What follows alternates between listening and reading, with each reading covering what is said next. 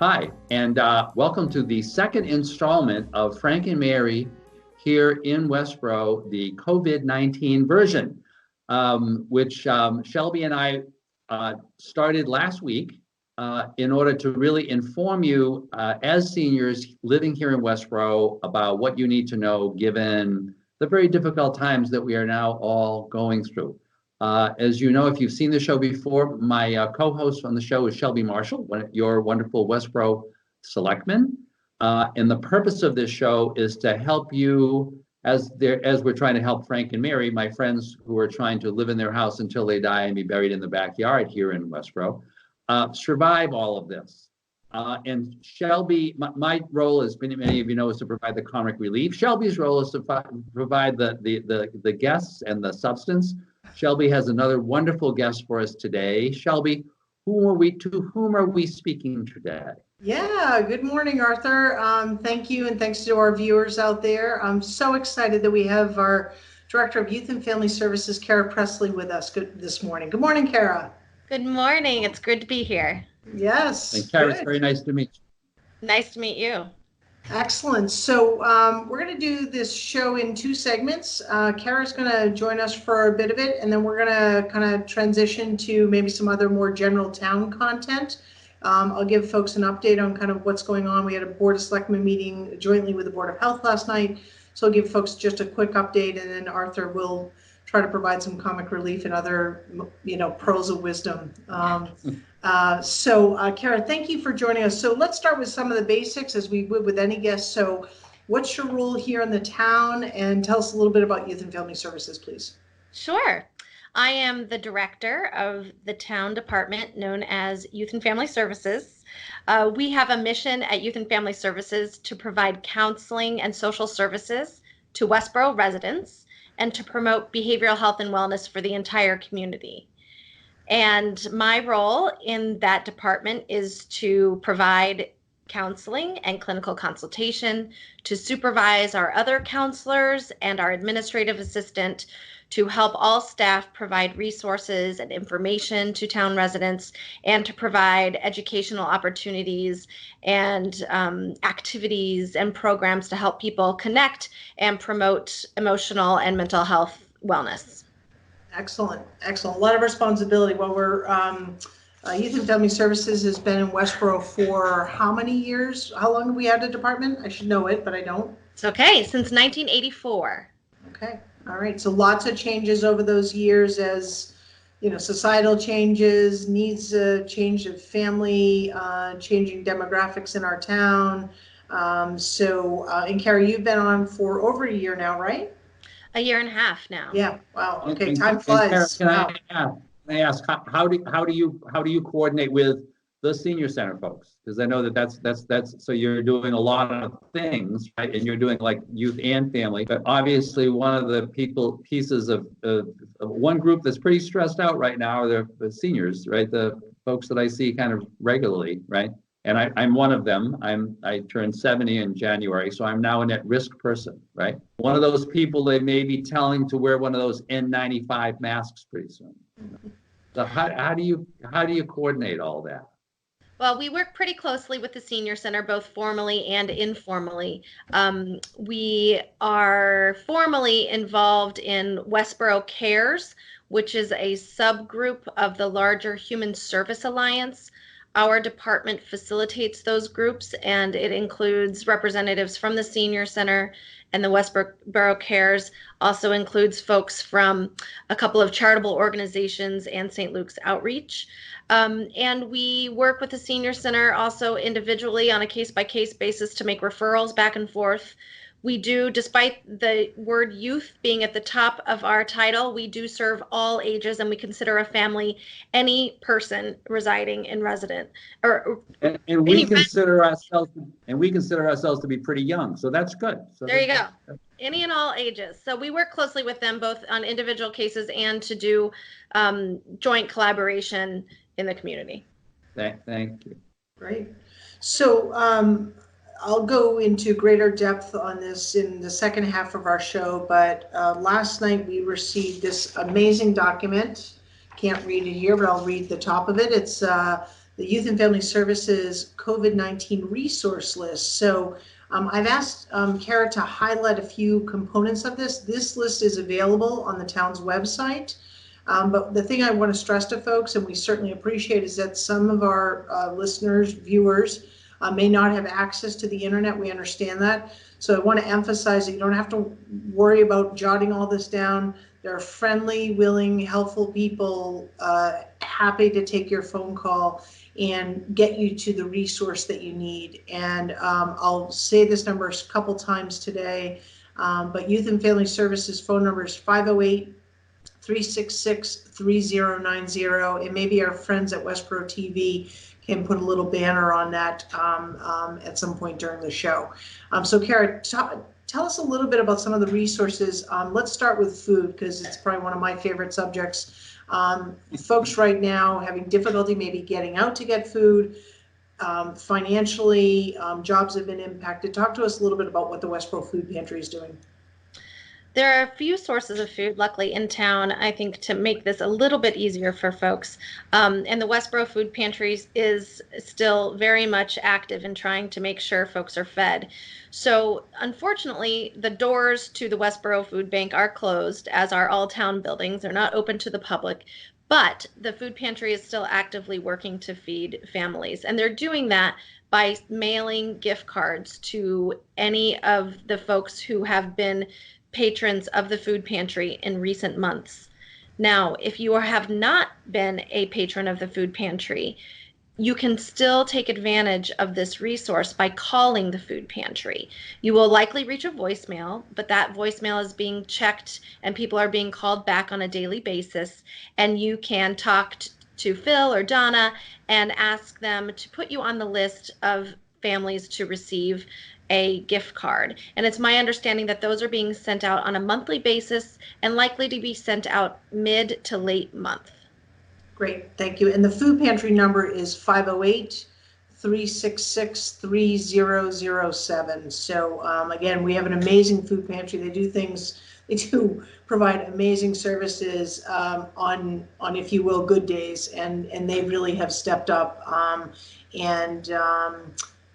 My understanding is a local business recently donated $5,000 worth of gift cards to the food pantry to help out. So pretty amazing stuff where, folks are coming together to help. So, and I should say that they are accepting monetary donations and gift card donations on a regular basis.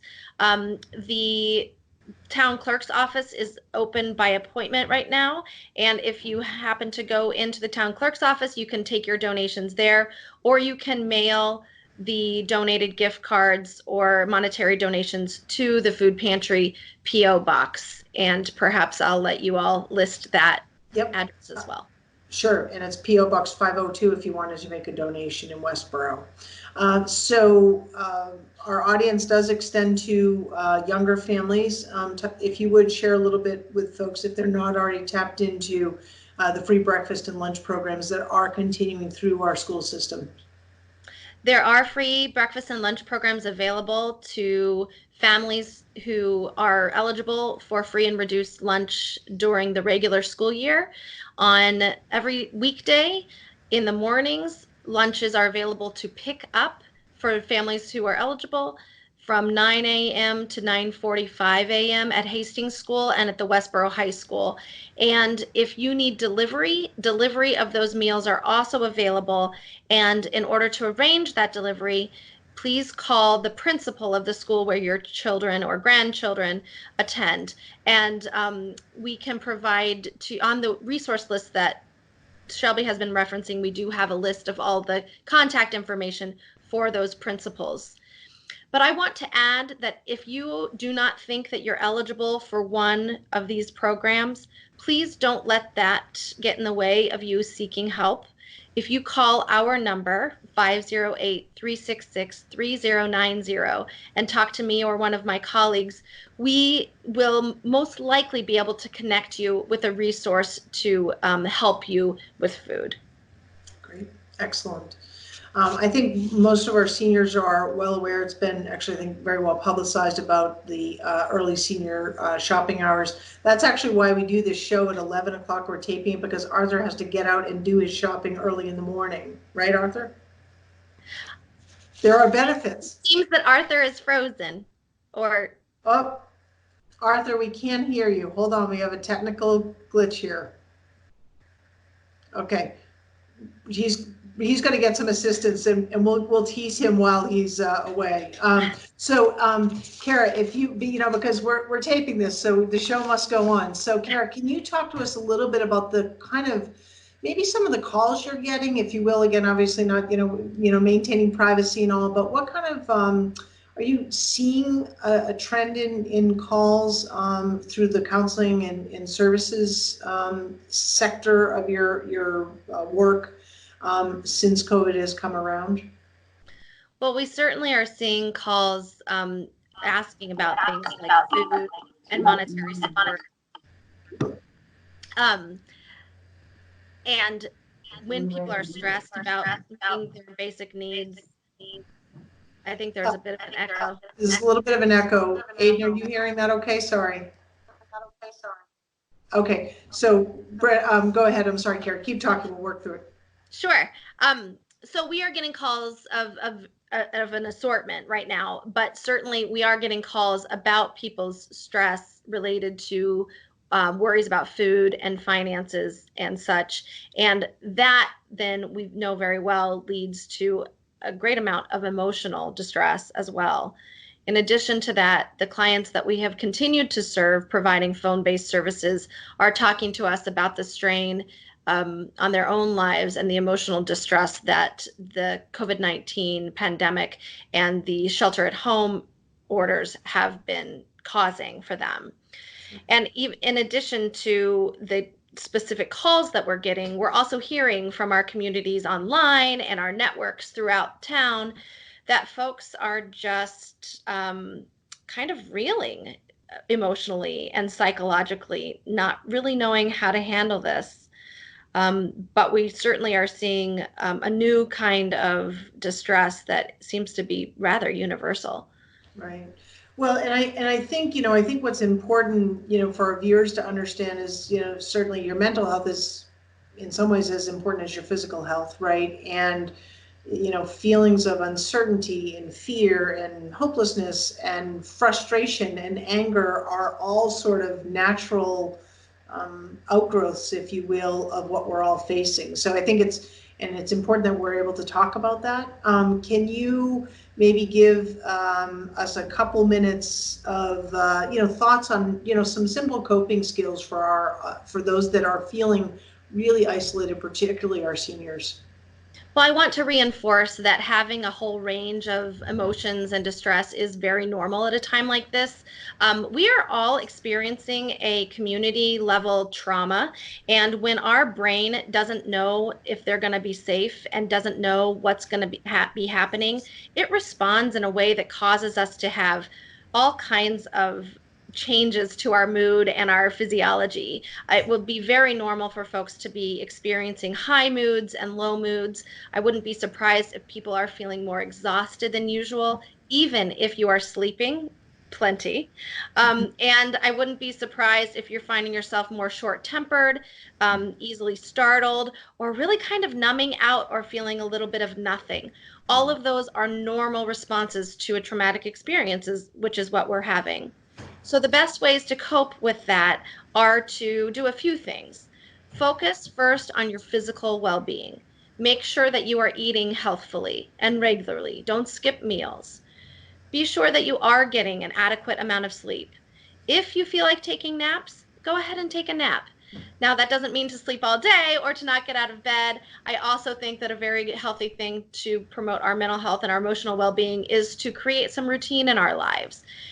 This does not mean that you need to stick on a rigid schedule. In fact, I hope that you are giving yourself leeway to be flexible and do what you need to do to take care of yourselves and your families, but also making sure that you have time each day to move your body physically and to have scheduled meal times. Be sure that you are connecting socially to people. I heard that that now instead of calling it social distancing, we should call it physical distancing, because we want to encourage people Like to that. socialize. We don't want to discourage socialization. So pick up the phone and call your neighbor, call a relative, use these new technologies if you have them to connect to people and see their faces. But I really encourage you to keep up with some normal routines and connections to people as much as possible. Great, thank you. That's a wonderful summary of just so much stuff. Because I don't think you're absolutely, as Shelby has said, we're just all so stressed. We don't know exactly why we're stressed. And our tendency is to think that it's something wrong with us. Yes. Right? Like, why am I so, as if nobody else is stressed. Everyone that I talk to right now always seems, just a little off. Because they're preoccupied. Everyone's just so preoccupied. Yeah. And the wonderfulness of your suggestion about just getting out and just calling somebody, just calling anybody, just so that they can hear a voice. That's wonderful. That's really wonderful. Absolutely. And I think giving back is also a way. I know that, again, I love the idea of physical distancing versus social, so I'm going to start using that. Thank you. But neighbors checking on neighbors. I mean, even, if you're, regardless of your age, it doesn't matter. You don't have to have a senior living next to you, take a little note, jot it down. Hey, I'm thinking about you. Here's my phone number. If you need anything, call us. I'm happy to run an errand for you. I mean, those sort of things, first of all, it makes you feel like purposeful and good. And, that person next to you might be like, oh my God, someone knows I'm alive here, even though like I'm in my four walls and I'm not comfortable in going outside. And I think that's the other thing that people have to recognize. I know we're physical distancing and we're limiting, our mobility and where we're going in town, but recognize that some people just might not be comfortable in leaving their home, and that's okay. And we just need to, engage with those folks as best as we can. So. Absolutely.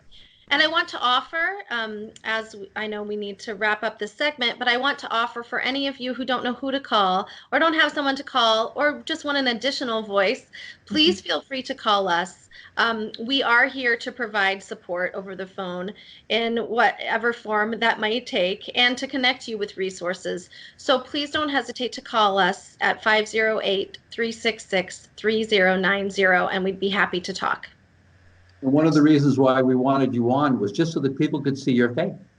Right. Because you look like a very happy person. I'd love to call you, right? So please really do. wonderful. I'd be happy to talk. Excellent. All right. So we're going to say goodbye to Kara, but Kara, you're welcome to stay on if you'd like. I know you probably have other business to tend to. And when Aiden gives us the cue, we'll sort of switch to our next segment. All right. Thank you so much. It was a pleasure to talk to you. Thanks, Kara. Thank you.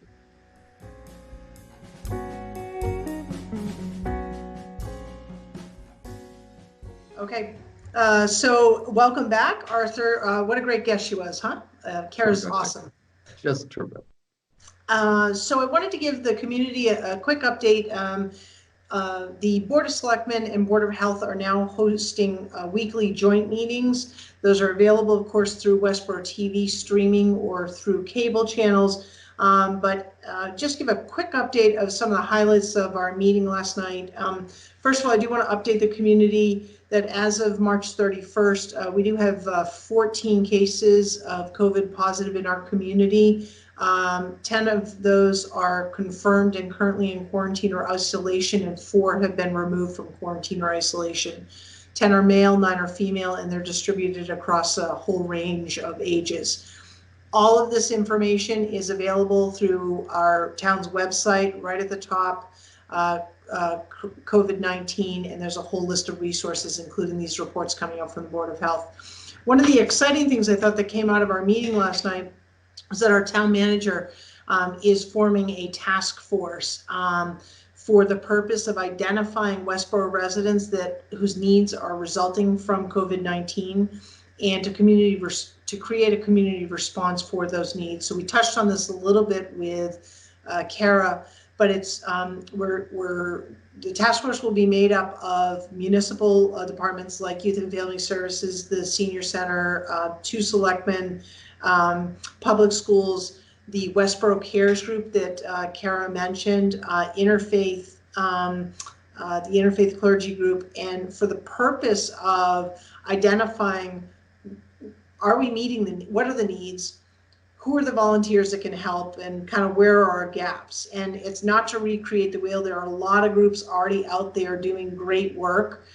So for example, In Your Shoes, St. Luke's Outreach, they're already doing great things. It's to really make sure that they're plugged in and we're plugged in as a town, and we have an amazing talent of folks in Westboro, and who have said, let me know how I can help, maybe I can organize, what have you. So it's really about pooling those resources. So very excited that the selectmen are supportive of that effort. And I'm actually one of the selectmen, myself and Lee Emery will be on that. So more to come as we do these shows. And I think it's important, I think this task force is particularly important as we get into this next phase of normal, unfortunately, to make sure that we're identifying what all those needs are, and connecting folks to resources that are there, or identifying that we need new resources. So are you, from your perspective, what would you think from the people that you've heard from, for people that you're talking to now, are there any, real kind of unexpected needs that you're saying to yourself, wow, these are, we're really focusing on some of the medical pieces, but these are things we haven't been thinking about?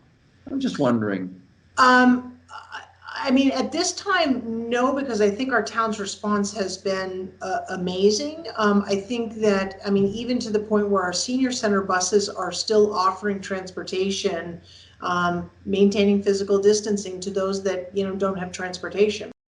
As this becomes protracted, I think it's a real question of how do we continue to support families? As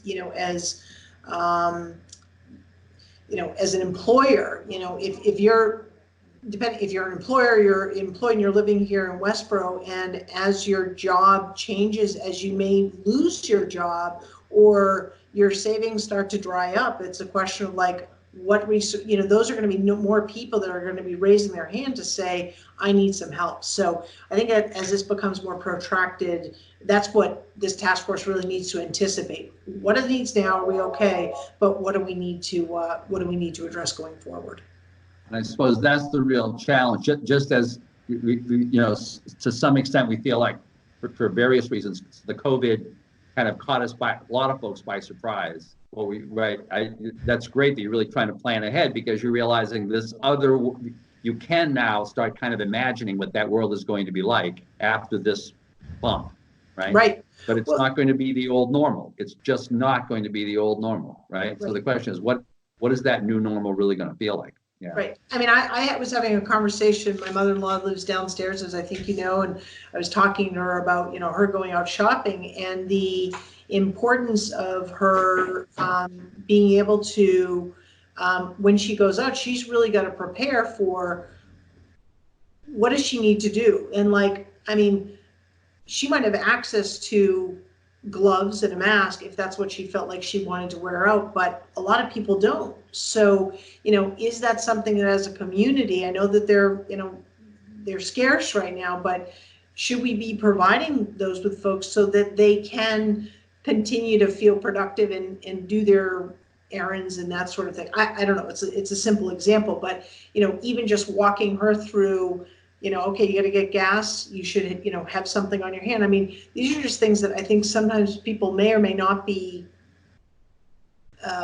comfortable with. They might not have the supplies, the access to do it. So, I think it's just something that we need to do. I think one of the great things that we learned last night is that the senior tax write-off program, which had been temporarily suspended because of all this, our finance director said, let's turn that back on. So those seniors are now going to be part of the outbound call circuit that to contact those on the senior centers list to make those social outreach calls. So it's a great way folks are getting that tax benefit, and folks are having that social engagement. And so I guess that leads to the related question, which is, for so many seniors who are, feeling they've got time and really want to help, you know, where can folks plug in? Because I think you've got so many people, you know, obviously the biggest thing, as I think you correctly emphasized, the biggest thing is to look down your street and find that person next door or down the street that you kind of didn't know a lot about, but just to plug in with that person. But Right. more broadly, is there a kind of a natural place for people to be going who are really trying to figure this out, but Sure. during the present abnormal time, and then during the new normal time, which is really not going to look like the old normal time. Right, You know? right. Well, I think the senior center has been maintaining a long list of volunteers, of people that are at the ready. So if folks are interested in volunteering, you have a particular skill, you have an area of interest, you can absolutely contact the senior center. And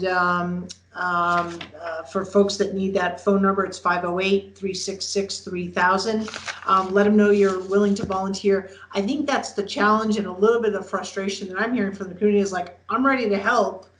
I feel like I can do that in a safe way, but no one's calling me.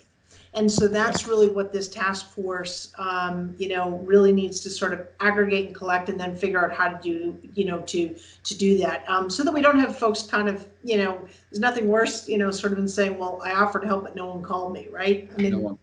right. But once again, from a broader, from a kind of a, I don't want to say an optimistic perspective, but from one perspective, this may actually end up being something that actually puts Westboro even into a better place at the end of the day. Yeah. Because as a result of this, you have people thinking about their community in a different way and saying that for this new normal period, that new normal has to be even more connected than Westboro Connects has been connecting people. You know, Right. that it really kind of takes it to another level. So, Yeah. you know, you could be saying, well, I remember there's a line that the Jesuits always use, you know, there are no coincidences, right? There are no coincidences, you know, so to be saying this is kind of this miserable time, but this is also maybe the generating of a kind of a new society, right? Yep.